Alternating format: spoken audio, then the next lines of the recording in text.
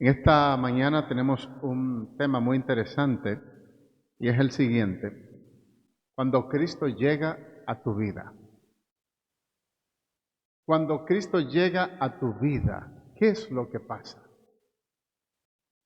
Por supuesto, cuando le das entrada a la misma. Hay una historia, me gusta mucho relatarla, es la de un rey muy sabio y prominente. Él hace una gran fiesta en el castillo e invita a muchas personas. Allí estaba presente, por supuesto, la familia real, en una especie de concierto, escuchando las dulces y melodiosas notas del arpa. Para ello, contrató uno de los mejores arpistas de la época y uno de los mejores técnicos de este instrumento, y convocó a una gran porción de sus amigos, ¿verdad?, y de la población, de los allegados a la familia. Por 3 noches aproximadas estuvieron escuchando las dulces y melodiosas notas del arpa. Pasó el tiempo y todos sintieron gran añoranza por lo que habían presenciado, por haber disfrutado esta hermosa noche, sobre todo el príncipe que al crecer se convirtió entonces en el rey, puesto que el rey con el tiempo murió y él entonces ocupó su lugar en el trono. Él, que se había mudado del castillo, retornó de nuevo al mismo y deseó de nuevo dar un concierto similar al que su padre ofreció cuando vivía. Pero había un inconveniente. ¿Cuál era? Que al observar el arpa, al tomarla en las manos, se dio cuenta de que ésta estaba desafinada. Las cuerdas del arpa no podían tocar las hermosas melodías que él anhelaba escuchar. Así que tomó el instrumento y lo puso en una esquina. Se puso muy triste. Sin embargo, contrató a los mejores arpistas y técnicos de su época para que repararan el instrumento. Y muchos lo intentaron, pero nadie pudo lograrlo. Resulta que una noche de tormenta, él escucha un toque en su puerta, algo así. Y él se sorprende, no espera a nadie, y menos en estas condiciones, ¿verdad? En medio de una tormenta, donde hay fuertes vientos, ¿verdad? Y una gran cantidad de lluvia está cayendo. Pero se escuchan de nuevo los toques en la puerta del castillo, y él abre la puerta para descubrir la presencia de un anciano vulnerable que le dijo: ¿me permite por favor entrar? Y el príncipe amablemente le dice: por supuesto, señor, pase. Una vez dentro, el anciano sorprende al príncipe con una pregunta muy interesante. Le pregunta: ¿por qué tienes el instrumento arrinconado y lleno de polvo? El príncipe a seguida comienza a contarle la larga historia. Al final termina diciéndole: nadie ha podido repararlo. A lo que responde el anciano misterioso: ¿me permite intentarlo? Por supuesto, dice el príncipe. Toma el instrumento en sus manos y comienza a hacerle algunos arreglos. Y de repente pasa sus dedos casi de manera mágica sobre las cuerdas del instrumento y tocó notas casi celestiales. El príncipe está totalmente sorprendido y le dice: señor, pero todo el mundo lo intentó, sobre todo los grandes especialistas en arpas y en este tipo de instrumentos, y no lograron nada. ¿Cómo es que usted tan fácilmente lo logró? Y él dice: es bastante fácil, yo fui quien la hizo. Yo fui quien construyó esa arpa, dice el anciano. Bendito sea el nombre de nuestro Dios. ¿Cuántos dicen amén? Dios es quien construyó nuestro cuerpo. ¿Cuántos de los presentes se encuentran en esta mañana desafinados? Como el arpa, ¿eh? Dios lo sabe, yo no. Yo apenas puedo ver sus rostros, sus caras, pero el Señor puede ver sus corazones. El gran arpista de nuestras vidas puede y está observando, ¿verdad?, lo que está pasando en lo interno de tu corazón. Y Dios quiere trabajar contigo en esta mañana. Así como decidió trabajar con la higuera estéril. ¿Se acuerdan de la historia? ¿Qué era lo que pasaba con la higuera estéril? Estaba llena de hojas. Pero el que la plantó, el dueño de la viña, no quería hojas. ¿Qué era lo que él quería? Buenos frutos. ¿Ustedes sabían que eso es justamente lo que Dios quiere en nuestras vidas? Buenos frutos. Pero cuando hablamos de buenos frutos, no estamos hablando de auyama, no estamos hablando de lechosa, ni de piña, ni nada de eso. ¿Estamos hablando de qué? De nuestras obras, que deben ser conforme y de acuerdo a la voluntad de Dios. Porque resulta y viene a ser que nosotros fuimos creados, dice la palabra de Dios, para buenas obras. Nosotros fuimos creados para servir y adorar a Dios. Jesús lo dijo cuando Satanás lo tentó en el desierto, ¿verdad? En Mateo capítulo 4. Le dijo, está escrito, solamente a Dios servirás y solamente a Él adorarás. De manera que Jesús está exteriorizando, ¿verdad? Está diciendo que el ser humano fue creado con dos propósitos: obedecer a Dios y adorarle. Ojo con esto, hay un libro por ahí que habla de una vida con propósito. Realmente esos son los propósitos para los que fuimos creados, señores. No hay más, no hay que buscar más de ahí. Vamos a ver qué nos dice la palabra de Dios en el Evangelio según San Juan, capítulo 8. Vamos a leer algunos versos del capítulo 8 de Juan. Dice el versículo 32, algo muy interesante. De hecho, para los que no lo sabían, está plasmado eso también en nuestro escudo nacional. Ese texto dice así. Juan capítulo 8, verso 32. Y conoceréis la verdad, y la verdad os hará libres. Y el versículo 34 al 36 dice, Jesús les respondió, de cierto os digo, que todo aquel que practica el pecado, esclavo es del pecado. Y el esclavo no queda en la casa para siempre. ¿Por qué Jesús dice eso? Porque los esclavos en esos tiempos, que por cierto era un tiempo de esclavitud, en los tiempos de Jesús predominaba la esclavitud, era un medio económico. Por esa razón el cristianismo fue tan mal visto en el primer siglo, porque afectaba la economía de mucha gente. Jesús hablaba de que todos éramos iguales y ellos no lo veían así. Veían a los esclavos como un objeto, señores. Un amo podía hacer con su esclavo lo que le diera la gana. Hasta podía matarlo si quería y nadie podía decir nada, porque era su propiedad, era como un objeto. Entonces, él podía venderlo, podía deshacerse de ese esclavo, podía hacer lo que le diera la gana con él. De manera que, por eso Jesús dice, el esclavo no permanece para siempre en su casa, porque el dueño se puede deshacer de él cuando quiera, en otras palabras. Pero tú no puedes hacerte de tus hijos, ¿verdad que no? Aunque tú fueras un amo, ¿verdad? Tú no puedes agarrar a un hijo y hacer con él lo que quiera. Oye, es tu familia, te duele, tú vela por ello. Lo mismo pasa con nosotros y Dios. Cuando tú tienes un encuentro personal con Cristo, ¿verdad? Y la aceptas en tu vida, te convierte en un hijo de Dios, adoptivamente. Y por ende te convierte en parte de la familia de Dios. ¿Tú sabías eso? De manera que no solo eso, te permite heredar el reino de los cielos. Porque nosotros también somos coherederos con Cristo de la gloria celestial. Pero si usted no es un hijo de Dios, ¿cómo usted pretende entrar al cielo? Porque no le corresponde. Usted no puede pretender heredar, ¿verdad?, una herencia que no le corresponde. Usted puede heredar la herencia de otra familia diferente a la suya. A menos que le haga una donación. Mira, un testamento, ¿verdad? Yo quiero dejarle un testamento, se escribe eso. Quiero dejarle mi herencia a fulano de tal. Aunque no sea su familia. Pasa eso, ¿verdad que sí? Pero son casos muy excepcionales, ¿verdad? Por lo regular, usted le deja su herencia a su familia. Ellos son los que van a heredar lo suyo, lo que le pertenece a usted. Y el reino de los cielos le pertenece al Padre Celestial y a los hijos de Él. Tanto a los ángeles como a los hijos adoptivos que estamos en esta tierra y que hemos aceptado a Jesucristo, que es, dicho sea de paso, el único medio para que nosotros podamos entrar al reino de los cielos. Y sigue diciendo aquí la palabra de Dios. el versículo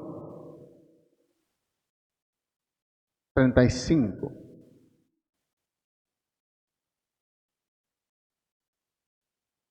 Verso 36. Así que si el Hijo os liberta, seréis verdaderamente libres. Aunque la esclavitud fue abolida, de alguna forma nosotros tenemos algunos matices de esclavitud. A nivel laboral hay cierta esclavitud ahí, ¿verdad? Cuando a usted se le paga un salario paupérrimo, usted de alguna forma es un esclavo. Pero si usted vive practicando el pecado y aún no ha aceptado a Jesucristo en su corazón, usted es un esclavo, para que lo sepa. Usted es un esclavo del diablo. Lamentablemente. Solamente hay dos tipos de personas hoy día, los libres y los esclavos. Si usted no tiene a Cristo en su corazón, usted es esclavo del diablo, lamentablemente. Suena un poco fuerte, pero es así. ¿Y por qué razón? Dice Jesús. Jesús le dijo a una gente, a un grupito, ustedes son hijos de vuestro padre el diablo. ¿Saben por qué? Dice Jesús, porque sus obras queréis hacer. Cuando usted se involucra en fornicación, usted quiere hacer la obra del diablo, porque Dios no está de acuerdo con eso. Usted se involucra en la mentira, usted está haciendo la obra del diablo, ¿sí o no? Porque Dios es verdad. Él no puede mentir, ni tampoco los hijos de Dios deben estar diciendo mentiras. Cuando usted vive una vida violenta, ¿verdad? Con los vecinos, matándose con todo el mundo. Usted es un hijo del diablo, lamentablemente. Porque el diablo le gusta la violencia. Dios es un Dios de paz. Es un Dios de mansedumbre. Incluso Jesús lo dijo. Sed imitadores de mí que soy, ¿qué? Manso y humilde de corazón. Bendito sea el nombre de Dios.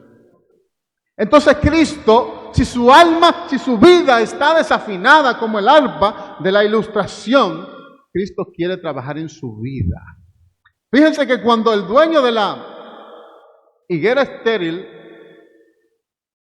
va donde este árbol, él le dice a quien está cultivando, la verdad, quien está encargado de la viña, córtala.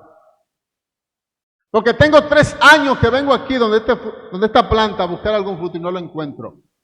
¿Por qué inutiliza también la tierra? O sea, en otras palabras, como dicen la gente, decimos nosotros los campesinos, es un campesino, por cierto, para los que no lo sabían. Ni lava ni presta la batea. Ni hace ni deja hacer. ¿Verdad? Pues si usted no da fruto para Dios, deje que otro lo dé. ¿Verdad? Pero ¿cómo usted va a vivir una vida, verdad, de completa desobediencia delante de la presencia de Dios? Y usted se olvida de manera clara y categórica de su creador y no le importa nada. Lo invitan a escuchar la palabra y usted dice, no voy. No me interesa eso. Y usted camina de espalda a la salvación todo el tiempo, de espalda a Dios. Señores, nosotros fuimos creados para eso, para estar con Dios. Si a usted no le interesa la obra de Dios aquí en la tierra, ¿cómo usted pretende entrar en el cielo, donde vamos a estar haciendo la obra de Dios eternamente y para siempre? Lo que vamos a hacer en el cielo es adorar a Dios para siempre. Así que si a usted no le interesa la salvación aquí en la tierra, en el cielo, no piensa entrar al cielo. Después lo que hay es infierno para usted. Usted dice, yo quisiera entrar. Lamentablemente. Tú no mostraste interés en eso, ni tampoco te interesaste en el único camino que te conduce a la salvación. ¿Quién es? Cristo Jesús. Hechos capítulo 4, verso 2, y en ningún otro hay salvación. Porque no hay nombre bajo el cielo dado a los hombres en el cual podamos ser salvos. Y él mismo lo dice, soy el camino, la verdad y la vida, y nadie puede venir al Padre si no es por mí. Si el único medio, y voy a usar la lógica aquí, para llegar al cielo es Jesucristo, ¿cómo usted pretende llegar al cielo sin Él? ¿Cómo usted pretende salvar su alma sin Cristo? ¿Cuántos de los presentes quieren la salvación? Levanten la mano. ¿Cuántos quieren entrar al reino de los cielos? Para entrar al reino de los cielos, señores, aunque es gratuito, hay que hacer cosas. Ahora, para ir al infierno no hay que hacer nada. Usted se va solito. Solito se va usted para usted entrar al infierno, porque no hay que hacer nada, no hay que pagar nada, ningún precio. Por supuesto, la salvación es algo gratuito en el sentido de que no hay nada que nosotros podamos ofrecer para nosotros merecer la salvación. Por eso dice la palabra que no es por obra para que nadie se gloríe. Pero usted, como hijo e hija de Dios, tiene que mostrar sus frutos, ¿verdad?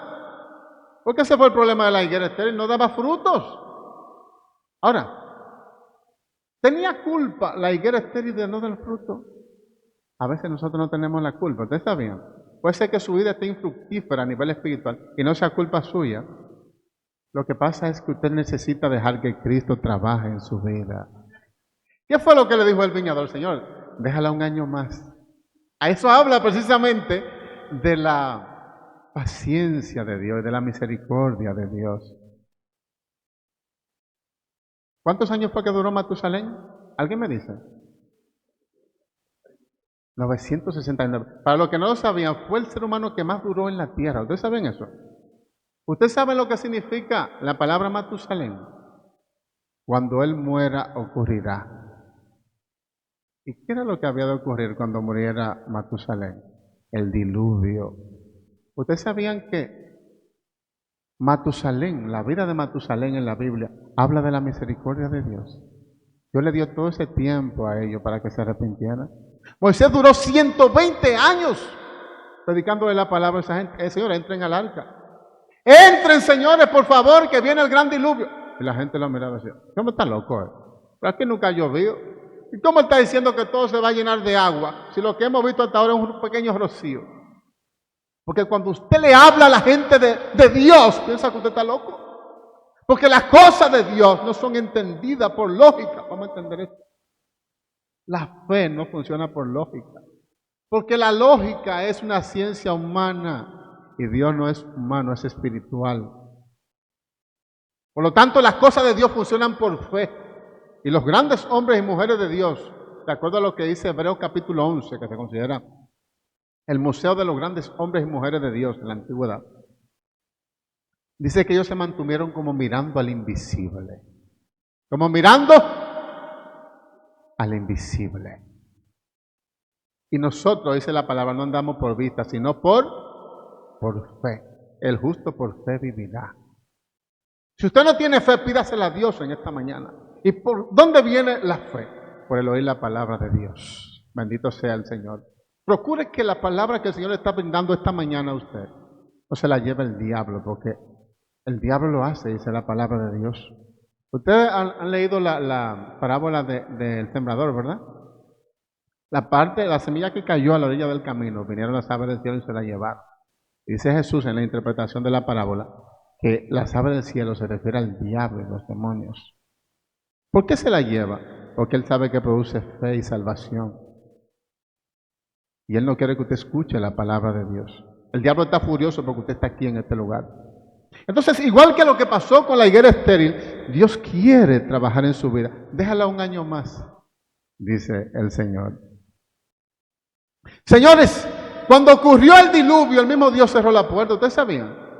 Significa que la paciencia de Dios se terminó ya, desgraciadamente. Alguna gente cree que la paciencia de Dios es ilimitada, que va a durar para siempre. Pero Dios va a dar la orden en un momento dado, córtala. ¡Córtalo! Dios no quiere gente inútil aquí. Dios quiere gente que dé frutos espirituales. Frutos de obediencia al Evangelio. Fruto de aceptar a Jesucristo en su corazón. Fruto de querer hacer la voluntad de Dios y renunciar a las cosas del mundo que se opone a la voluntad de Dios. Ese es el mensaje de Dios en esta mañana para usted. Usted necesita a Cristo, necesita que Él transforme su vida. El viñador dice, déjalo el árbol un año más, que yo voy a cavar a su alrededor y voy a abonarlo. Él menciona tres cosas. Va a cavar a su alrededor, va a abonarlo y lo va a podar. Esas son cosas un poco dolorosas a veces. A veces llegan las pruebas a nuestra vida y nos preguntamos, ¿por qué sea lo que Dios quiere con nosotros? Hay un tema que yo preparé que habla sobre las enfermedades, que dice que Dios, por lo regular, tiene siempre un propósito con las enfermedades. A veces Dios deja caer una enfermedad sobre nosotros para que entendamos lo mucho que le necesitamos. Porque a veces somos tan orgullosos y egoístas que no entendemos que necesitamos de Dios. Nos sentimos demasiado fuertes y poderosos y que nosotros podemos hacer cualquier cosa y que no hay quien me detenga, ni nada, ni nadie. Y yo dice, es así. Y viene el problema, la vida. Dios mío, ¿qué haces? Entonces ahí te hinca, ¿verdad? ay Señor, ten misericordia, ayúdame aquí en esta prueba. Ustedes ven, hermano, la idea de Dios. Entonces, algunos se preguntan por qué Dios permite el dolor. Es muchas veces esa la razón. Claro, hay una consecuencia propia del pecado, ¿verdad? Mientras estemos en este mundo, dice Jesús, muchas aflicciones tendremos, porque es producto del pecado todo esto. Pero confíen, dice el Señor, yo he vencido al mundo. Entonces Dios te está llamando en esta mañana, Jesucristo, no solamente a ser seguidores de Él. Dios quiere que tú seas su discípulo. ¿Y qué diferencia hay? Porque supone que un discípulo es un seguidor de Cristo. Sí, pero no es igual. Muchas personas seguían a Jesús, pero no todos eran discípulos de Él, ¿verdad que no? Solamente habían 12 discípulos, ¿verdad? La diferencia es que el discípulo se muda a la casa de su maestro. ¿Ustedes sabían? El discípulo vive con su maestro. ¿Cuántos de nosotros queremos vivir con Jesús y ser sus discípulos? Aprender de Él, pero no solamente eso, poder vivir en las casas, que se pueda preparar el reino de los cielos, ¿verdad? Como dice la palabra en Juan capítulo 14, verso 1. No se turbe vuestro corazón. Creed en Dios, crean también en mí, dice Jesús. En la casa de mi Padre muchas moradas hay. Que así no fuese, yo lo hubiera hecho. Voy a preparar lugar para que donde yo estoy, vosotros también estéis. Pero si usted no está listo, usted no puede entrar al reino de los cielos, usted no está preparado. Si usted no se prepara con la sangre de Jesucristo en su vida, ataviado de arriba abajo con ella, a través del bautismo, porque eso es lo que representa la sangre de Cristo, usted no puede entrar al reino de los cielos. Si no naciere del agua y del Espíritu, si tú no naces de nuevo, le dice Jesús a Nicodemo, tú no puedes entrar al reino de los cielos. Pero un gran maestro de la ley, ¿verdad? Pero si tú no entiendes esto, no puedes entrar, lamentablemente. Tú puedes ser lo más teórico que tú seas, lo más sabio que tú digas ser, lo más preparado, pero si tú no naces de nuevo, no puedes entrar. Querido amigo y amiga aquí presente, si no nace del agua y del Espíritu, no puede entrar al reino de los cielos. Si no te arrepientes, no puede entrar al reino de los cielos. Porque allá no puede entrar nada que no sea una persona santa. Nadie puede entrar que no sea santo allá arriba. Por eso en la fiesta de boda entró alguien encubiertamente y no estaba vestido de manera adecuada. Y el que organiza la boda lo mira de arriba para dice, amigo, ¿cómo entraste aquí? Y dice la verdad que él enmudeció, porque él sabía que había entrado de manera clandestina. Enmudeció, no dijo ni una palabra. Entonces se escuchó la orden, sáquenle fuera y échenle, ¿verdad? Donde será el lloro y el crujir de dientes. Si usted no está preparado para entrar al cielo, lamentablemente usted no tiene que presentarse por ahí, no le corresponde. Entonces hoy usted tiene la oportunidad de decidir dónde va a pasar la eternidad, si en el cielo con Dios o en el infierno con el diablo. ¿Sería posible estar dentro de un tornado, ser impactado por un fuerte terremoto o un rayo, estar en contacto con el fuego y permanecer igual? Si usted tiene un encuentro personal con Jesucristo, nunca será igual. Bendito sea el nombre de Dios. El apóstol Pablo nunca fue igual después del encuentro que tuvo en Damasco con Jesús. Primero quedó ciego, ¿verdad? Ananías tuvo que orar para que Dios quitara el problema de la escama, ¿verdad?, en sus ojos, porque él vio la luz de Cristo. Me gustaría que me acompañaran a leer el Evangelio según San Juan, el capítulo 1, verso 1. Juan, capítulo 1, verso 1.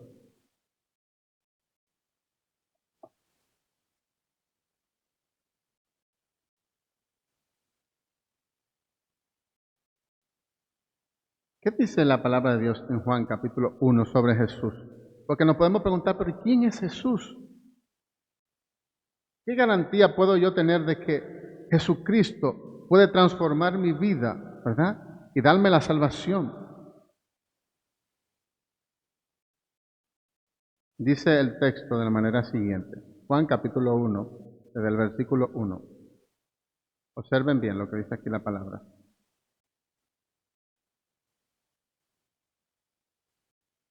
En el principio era el Verbo, y el Verbo era con Dios, y el Verbo era Dios. Este estaba en el principio con Dios, todas las cosas por medio de Él fueron hechas, y sin Él nada de lo que ha sido hecho fue hecho. En él estaba la vida y la vida era la luz de los hombres. La luz resplandece en las tinieblas y las tinieblas no la dominaron. Hubo un hombre enviado por Dios, el cual se llamaba Juan. Este vino como testigo para dar testimonio de la luz, a fin de que todos creyeran por medio de él. Él no era la luz, sino un testigo de la luz. La luz verdadera que alumbra a todo hombre. Venía a este mundo, refiriéndose a Jesús, ¿verdad? En el mundo estaba y el mundo fue hecho por medio de él. Jesús no es una persona común y corriente, es el mismo Dios, hecho persona, hecho carne y hueso. Pero el mundo no le conoció. Verso 11. A los suyos vino, pero los suyos no le recibieron. Mas, oigan esto, aquí ven la parte interesante. Mas a todos los que le recibieron, a quienes creen en su nombre, les dio potestad de ser hechos hijos e hijas de Dios. Si usted no tiene a Cristo en su corazón hoy, usted no es un hijo, no es una hija de Dios. Solamente cuando usted se arrepiente y recibe a Cristo en su corazón, entonces se convierte y se bautiza para perdón de los pecados. Usted se convierte en un hijo, una hija de Dios. Y Él transforma su vida. Dios quiere transformar tu vida en esta mañana. La pregunta es, ¿le darás a Jesucristo hoy la oportunidad de que transforme tu vida? Jesucristo transformó la vida de muchísimas personas que en la Biblia podríamos mencionar. El caso de Zaqueo, ¿verdad? Aquel hombre pequeño que venció a la gran multitud al subirse en un árbol alto, ¿verdad? E idear la forma de encontrarse con Jesús. Y Jesús cuando pasa por allí le dice, Zaqueo, baja, que voy a cenar en tu casa. Y cuando él recibe a Jesús en su casa, Jesús dice, y este hombre se despoja. Fíjense, cuando ese hombre tiene a Jesucristo en su casa, él se despoja de todo. Dice, mira, si yo he defraudado a alguien porque era un recaudador de impuestos, esa gente robaba muchísimo porque la gente no tenía clara la ley, ¿verdad?, de los impuestos. Entonces él dice, si he defraudado a alguien, voy a devolvérselo cuadruplicado. Y él se arrepiente en su corazón, se despoja de aquello malo, de aquello, ¿verdad?, que ofende a Dios. Y dice Jesús, hoy ha llegado la salvación a esta casa. Hoy ha llegado la salvación a esta casa. La salvación hoy puede llegar a tu casa. ¿Quieres llevarte a Jesucristo en tu casa? ¿Quieres llevártelo a tu casa en esta mañana? Hoy es el día aceptable, dice la palabra. Hoy es el día de salvación. Que Dios nos bendiga y nos dé su santa paz.